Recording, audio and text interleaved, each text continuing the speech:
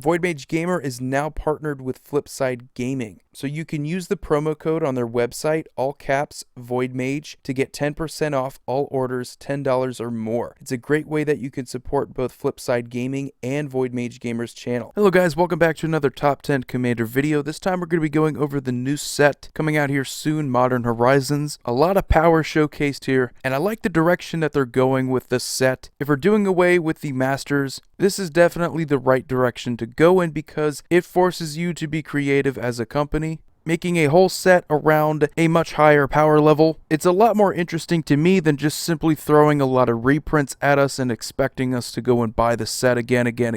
And it's a good thing that we're not going to be seeing those kind of master sets. Modern Horizons, though, is completely different. It's a set where they can actually design new cards around existing formats and not the constantly changing standard. Because Modern has its own power level, it's more aggressive, and I'm not going to lie to you, a lot of the cards that were put into this set, they don't really give me that Modern vibe. You see a lot of good Eternal format cards here. So the name is really just Modern Horizons, emphasizing that you can also play these cards in Modern if you really wanted to, which is a change of pace because a lot of the sets they usually made, like this, were filled with reprints and usually only playable in Commander, Legacy, and Vintage. So while it certainly has a ton of Modern playability out of here, you're just going to want to buy this set because it satisfies so many of your needs. Not only did they give you good cards to work around with, build new decks with, they gave us a lot of what we've been asking for over the years.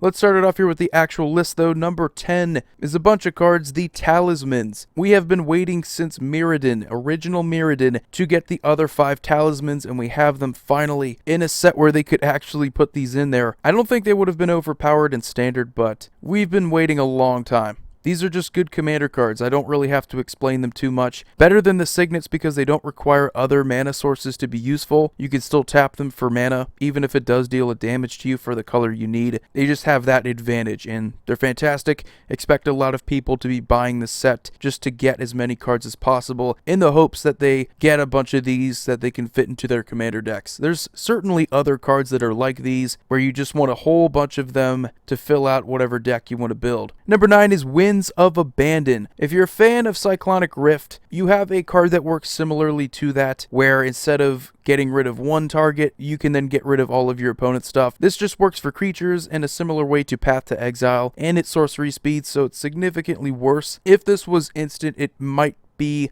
one of the best cards in this whole set, but to me, I still think it's pretty good. A one-sided board wipe, even if it does give your opponents lands, in Commander, you have to understand, most people aren't going to be playing with a whole bunch of basic lands in their decks. If you have to deal with 50 creatures, some insane situation, you can almost count on your opponent not having enough basic lands to search, so the whole argument of not wanting to give your opponents too much kind of falls flat when you get a one-sided board wipe here for creatures, exiling all of them, which is the best removal you can get out of white. Number 8 is all of these dual lands that sacrifice themselves to draw you a card. It's kind of like Mind Stone and a land, and it's kind of like the Pain lands where you lose a life, but it's worth it for the mana fixing. Also really cool because we just have a ton of dual lands. People settle for, they come into play tapped. These do not, and that makes them totally worth it. We only have 5 here. They didn't give us all 10. That would be kind of crazy. Hopefully they decide to continue this trend of giving us quality lands when they print Commander 2019. Number 7 is Sword of Sanu and Steel. I'm not the biggest fan out of the 2 swords that we got out of here, but when you consider the other one is just a proliferate trigger on dealing combat, what you get off of this damage trigger is much better. You get removal for an artifact and a planeswalker. I've never been the biggest fan of the swords in Commander because it pretty much just means you're playing all the other ones, you're playing powerful equipment, and you're likely playing Voltron, which is one of the more boring playstyles that you can have. Not saying I haven't played it before, but we all see where it goes. It's incredibly predictable. I do like it for giving protection from 2 colors. You don't have to go Voltron, but these are pretty powerful equipment cards, and there's no doubt in my mind if you're playing with the other swords, you're likely going to consider this one. Number 6, we have Yawgmoth Thran Physician.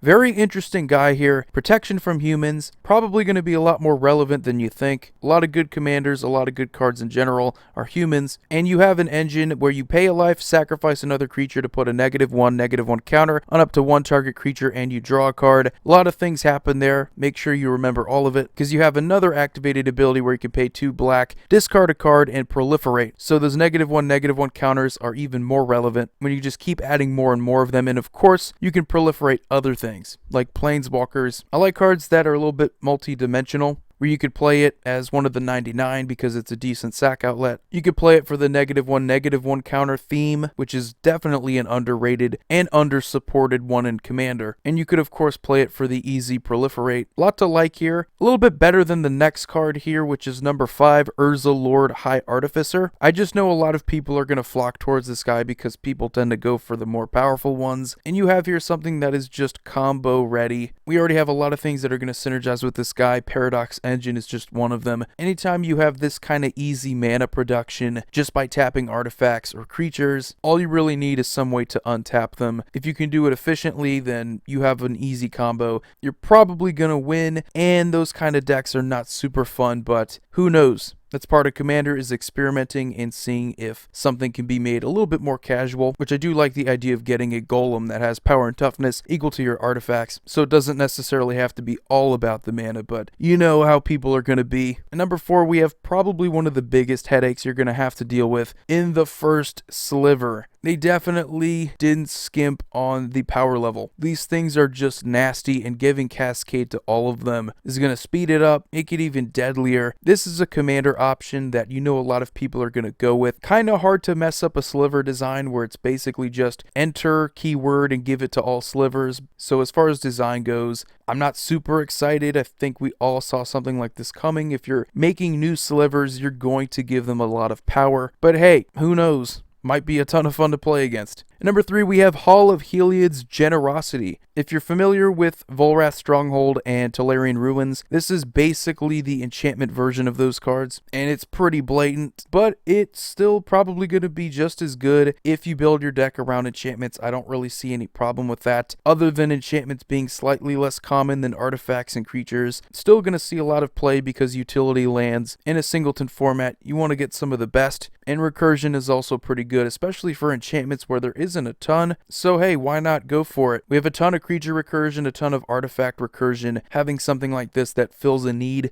Hall of Heliod's Generosity is pretty damn good. And number 2, we have what is my pick for the most fun-looking Commander option, Moraf the Boundless, the Changeling Commander. Now, I've done a deck tech for Mistform Ultimus, and kind of the reason why I played that is why I'm probably going to try to play with this guy. Changelings are really cool. You can do whatever tribal you want to. And with Mistform Ultimus, we were kind of held back by just fooling around with blue stuff, so wizards, fairies, merfolk. With this guy, you can do whatever you want. 5-color tribes, dragons even, and he does something really cool for your other creatures of that chosen type. Spells of the chosen type you cast are going to cost 1 of every mana less to cast, and other creatures you control of the chosen type get +1/+1. So really useful if you want to reduce that colored mana. You can even play vampires, just the possibilities are endless, and that's usually a sign of a good commander when you can do a whole bunch of things with them. Going for 5 colors, this is something I really get into, because with the first sliver, you know how people are going to play with that deck. With this, you don't necessarily know. It could be really powerful, it could be pretty bland. That just gets me excited for some reason. And then we have number 1, which is, in my opinion, the best card for Commander in this whole set, and it's Prismatic Vista. I mean, I don't really think any card came close to being as universally playable as this one. I mean, we have a ton of fetch lands, but they usually just search up only 1 of 2 different land types. This can search up whatever basic land you want. Just about every single Commander deck plays with basic lands, 2-color decks even. I can't see why you wouldn't want a land that searches up whatever basic you need. Mana fixing is so important, and it comes into play untapped, so it is a lot better than Evolving Wilds. Now, depending on how this set plays out, in terms of the prices, we might get screwed over. Cards like these might see play in other formats, and they might get more expensive. So that does have a factor on seeing play in Commander, but objectively, this is a card for Commander, and it's pretty damn good. But anyway, guys, that's going to do it for this top 10 video of my picks for the 10 best cards for Commander from Modern Horizons. Not trying to confuse anybody, but yeah, this is a set meant for Modern, but the top 10 is for Commander cards. You guys have a wonderful day. Void here signing off. See you all next video.